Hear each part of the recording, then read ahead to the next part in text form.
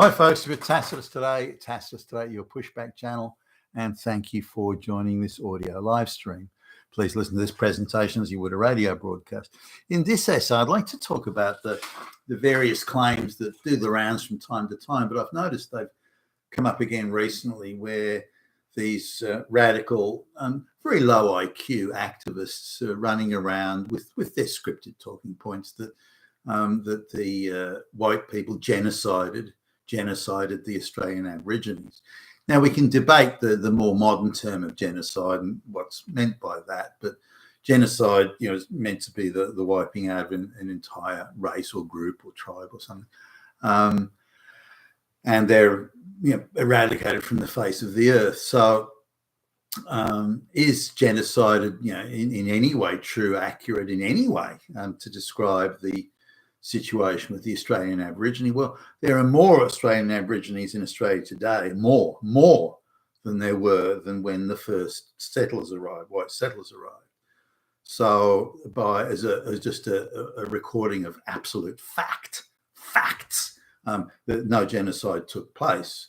And if there's more than today than there were when white people arrived, then we can reasonably say that the opposite of genocide occurred, if indeed genocide is even a word that should or could or might be used in any context discussing the Australian Aborigines.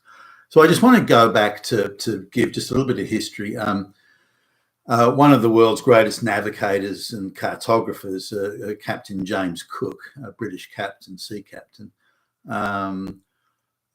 he came across New Zealand and the east coast, or most of the east coast of Australia, which he drew maps on and so on. He stopped at a few places along the way, and one of those places that he stopped was a bay or a harbour, an inlet in what today is part of Sydney, that he called Botany Bay. He had a world-renowned botanist on the ship studying botany plants, and Sir Joseph Banks, and he was noticed the different types of plants there, and so it was named Botany Bay. Now, they also came across for the first time, they saw things like kangaroos and things they'd never seen before, which there were artists and illustrators on board the ship, and they recorded that. They also met some of the local native Aborigines. Now, Captain Cook didn't go very far inland, so there was only within really a short distance of the bay. So, and there was, I think, a small freshwater spring there, which they used to replenish the water supplies. And they gathered some food and off they went. Now, they then continued northwards up that eastern coast of Australia. And Captain Cook's maps, by the way, were of such high quality. So as a cartographer, he was considered amongst the very best. His maps were still being used, 50, 100 years later, which seems astonishing, but there you go. So hand-drawn maps, by the way. So that was 1770. And Captain Cook's report back to the British government, they really had no way of knowing how many natives were in Australia. They could tell that these natives were not advanced technically or socially and this sort of thing, but maybe there were big cities somewhere else. They weren't quite sure. Again, Captain Cook's stay wasn't long, but they found wherever they encountered the Aborigines, they found the same thing. These people weren't just Stone Age; they were in the early stages of the Stone Age. There was very crude fashioning of wood, even use of stone for building, and these, the early Stone Age. Advanced Stone Age people were creating buildings out of stone, crude buildings out of stone. The Aborigines weren't even at that stage. So, in technical development terms, and if you like, social, as in social organisation development, the Aborigines were, getting on for 10,000 years, technically behind the white settlers that were arriving. That was the gap. It wasn't a few hundred years gap or anything. It was you're getting on for 10,000 years difference in technical development. So it gives you an idea of the differential there. There's no wheel or anything like that. Now they're just a nomadic hunter-gatherer people. There have been attempts to rewrite Aboriginal history, that they had these massive cities and large towns, and they were agricultural experts and rocket scientists and this sort of thing, but that's beyond absurd. So anyway, the British then decide, because it's 1770, in between, later on, not long after, the British lose the American colonies, and America becomes a nation. And so the British then decide, well, hey, there was an attitude to law and order back at the time to say, well, look, there are people that are just naturally predisposed to criminal behavior. And so if we get rid of them, then only the non-criminals will be left behind, and we'll have a utopian, in terms of law-abiding citizens, a utopian society. It's one of those things that when you look back at it, you think how quaint it was that, given there were people who were desperately poor and in poverty, for whatever the reason, then a lot of the crime was related to that, rather than people plotting and scheming or engaging in some form of malice. There are also various strange laws, like if your brother was in debt and couldn't pay the debt, they could come and arrest you and throw you in prison. There were things like that going on back in the day. So anyway, the prisons were overflowing. The government didn't want to spend the money to build more prisons. So why don't we just send these people off to this place called Botany Bay in Australia, what today is called Australia. Back then they referred to, because they saw some of the same rock and granite formations that were in the southern area of Wales in Britain, and so they called the area New South Wales. Now, the first settler fleet came in 1788, so 18 years after Captain Cook had seen Botany Bay, and they discovered a much superior harbour in what today is called Sydney Harbour or Port Jackson, and they landed in a part of that bay, that inlet, which today is referred to as Circular Quay, and they landed there near a stream, which still is there today, the Tank Stream, and they landed there and began the settlement, or the process of settling Australia. Now, the government, again, the British government, didn't know how many Aborigines were in Australia. Were there millions, tens of millions, hundreds of millions? They didn't know. And they didn't expect there would be a lot, because the nomadic existence and the Stone Age technology had already been observed. So they knew there wasn't going to be hundreds of millions or anything. So, but they didn't know how many. Now, the British didn't want to have to spend vast sums of money or engage in long and costly wars.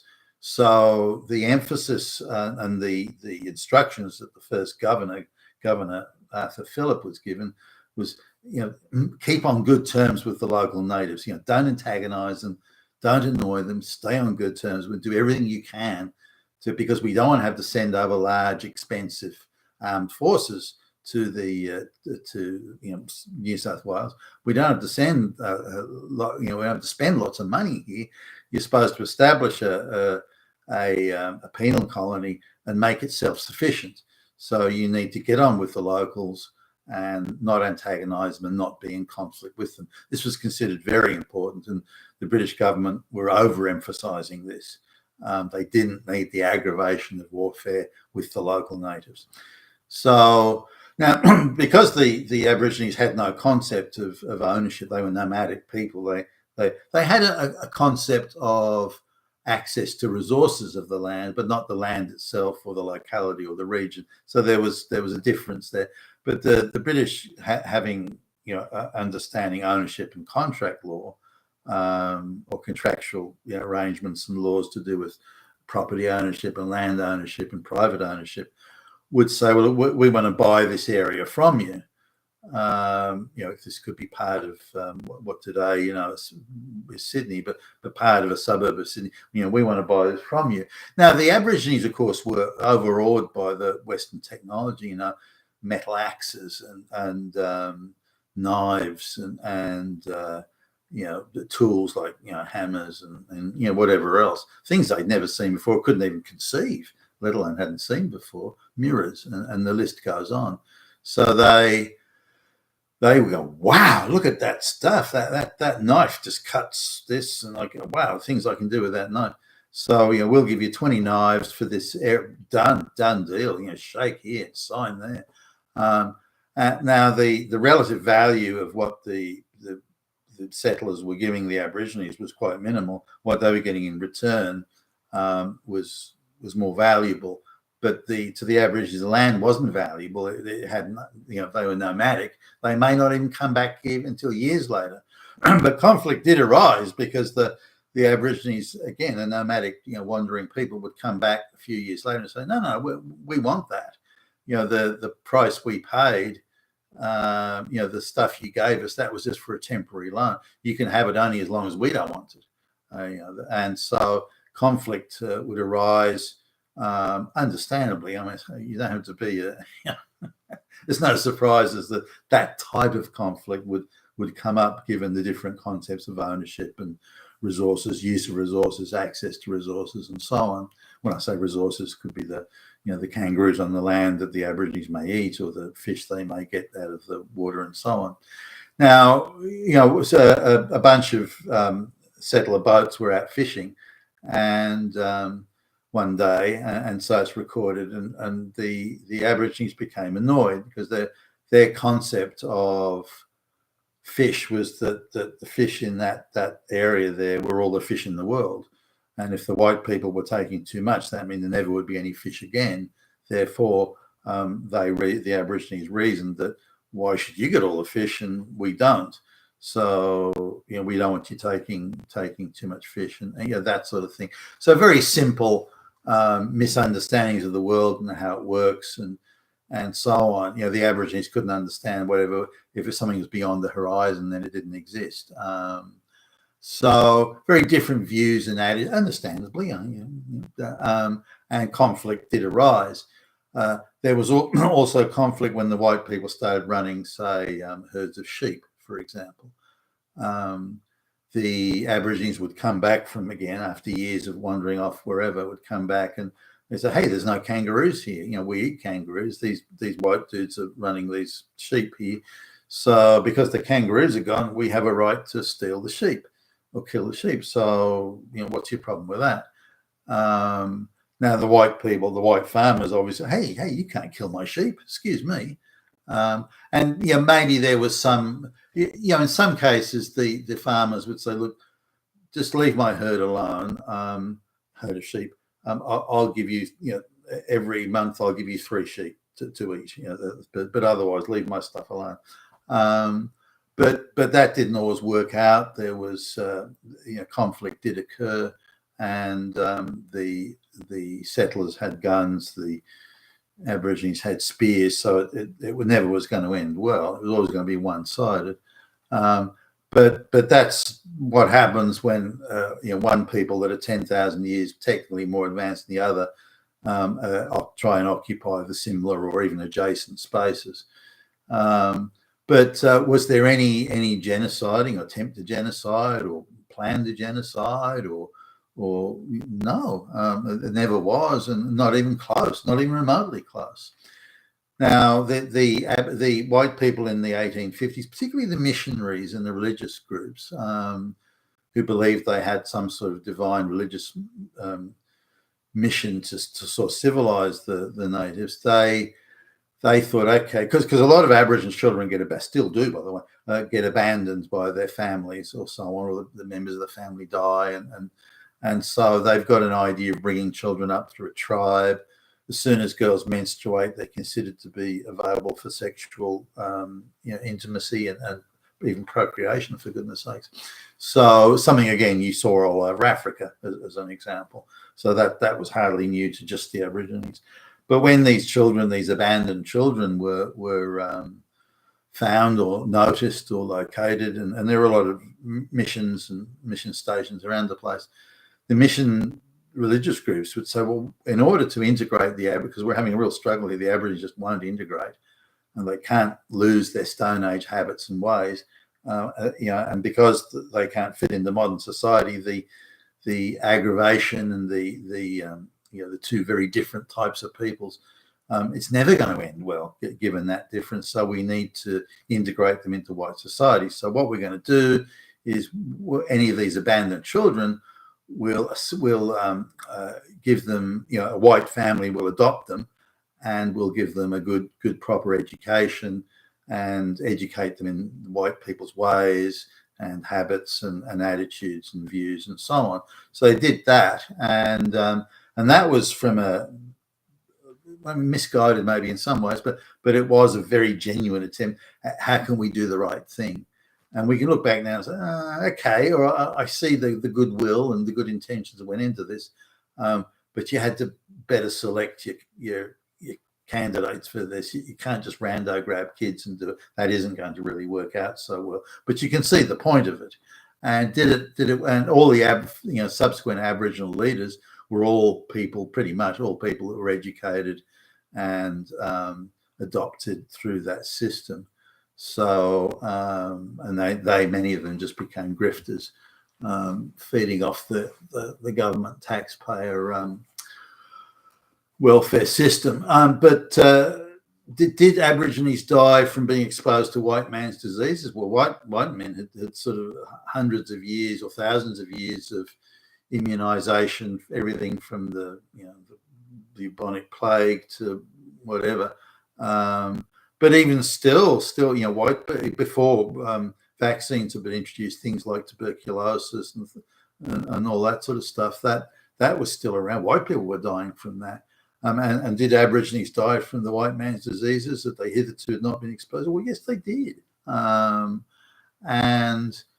how many died is a bit hard to say, but did they die from disease? But then white people were also dying of diphtheria and tuberculosis at that time. To say that it was brought by the white men, only the Aborigines died, that's not right. That's a misunderstanding and a willful misrepresentation of what was going on. Now, there's one part of Australia where I think there was only 3,000 or 4,000 Aborigines living, and there's a claim that they were genocided, but there was a lot of interbreeding with the white people. So the idea that so what they're saying is that all full-blood Aborigines in that district died, and that they were brutally and ruthlessly murdered by the white people. That doesn't hold up to any scrutiny. A lot died from disease, and given the small number of Aborigines in there, they also had an inbreeding problem, and also they interbred with white people. So there are more, not full blood, by the way, but there are more Aborigines in that area today than there were then, but they aren't all full blood. So that's something, through a sleight of hand, the activists and the grifters try and claim was genocide. But there's no example of a genocide or attempted genocide. Again, a lot of the grifters try and say, and the white people deliberately murdered millions and tore them to pieces. No, absolute lies. That didn't happen, and there is no evidence that it did happen. Also, there are things where a bunch of young Aboriginal men, hotheads, would get together and decide they'd go and kill off a herd of cattle or some sheep. The farmers who'd been having problems with them anyway for things like that would then demand that the perpetrators were handed over. The Aboriginal tribe would refuse. Spears would get thrown. It would all go unpleasant. Shots were fired. They now, sort of later on, try and say, well, there you go, that was a genocide. Those white people, those ruthless, evil white people went there to genocide. No, they went there because the local Aboriginal tribal hotheads had gone and killed 20 or 30 sheep. That's why they went there. And they only wanted the perpetrators. They didn't want anything else. The Aboriginals refused. It got ugly, and people were killed. Not a pleasant thing. You don't want that to happen. But that's hardly a genocide or a willful attempt to make mischief. It was just two cultures coming together, and you get a bunch of hotheads, and before you know it, you got reprisals going on. Now, the idea, the idea that there was any attempt at genocide is ludicrous.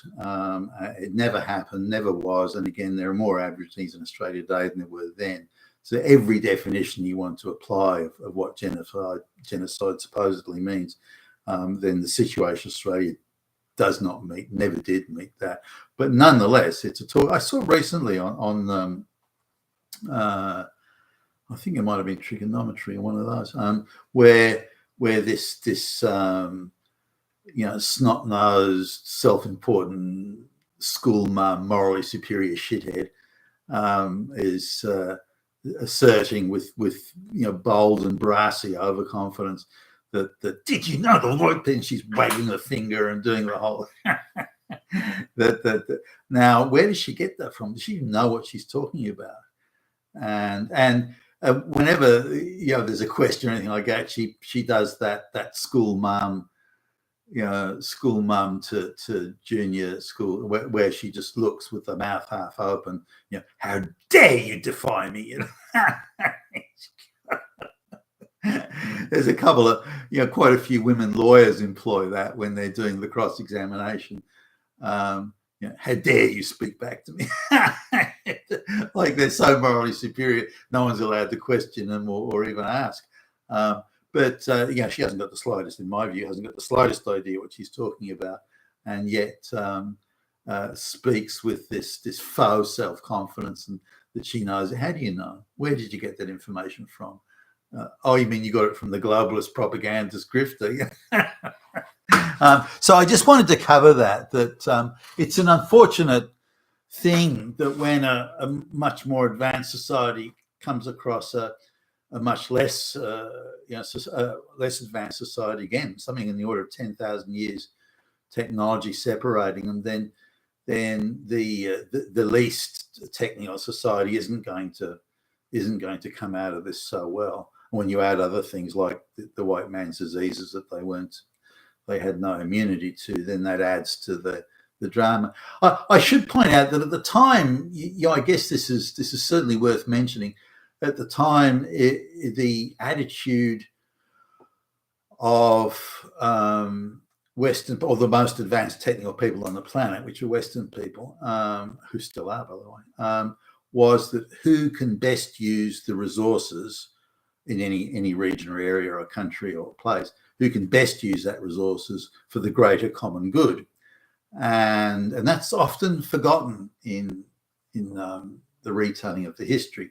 So that when the Europeans arrive, they, gee whiz, look at all this land here. We can grow crops here that can feed millions, or we can run herds of cattle or sheep that can feed millions, or we can build. We can put all sorts of buildings here, and we can do this and do that, and we can do so and so. All that wood we can use for building, and so on and so forth. So they look at all the resources on the land, and they say, how can we use this, best use this for the greatest good, which is again feeding people and that sort of thing. Or other resources. It could be iron ore, it could be coal, it could be whatever. For example, a lot of coal was found in Australia, so there was a local, ready-made local energy source, and it was very close to the surface, good quality burning coal. So coal was an obvious resource to be used. Now, you have coal, and you find iron ore, then you can start a metallurgy industry, which was started. So these sort of things. The same goes in whether it be Africa, when the white settlers appeared and they saw millions upon millions of acres of prime farming land that nobody was using. Nobody was doing anything with it. The local natives had no concept of agriculture. And they again were mostly nomadic, and so the white people, gee, we can feed millions of people with this. Why do you think the price of bread and grain sort of plummeted? Corn and this sort of thing, say from the early 1800s to even the mid 1800s, because so much fresh land came under cultivation that the price of a loaf of bread, came within reach of everybody, whether it be cornbread, wheat bread, or whatever. Came within reach of every consumer.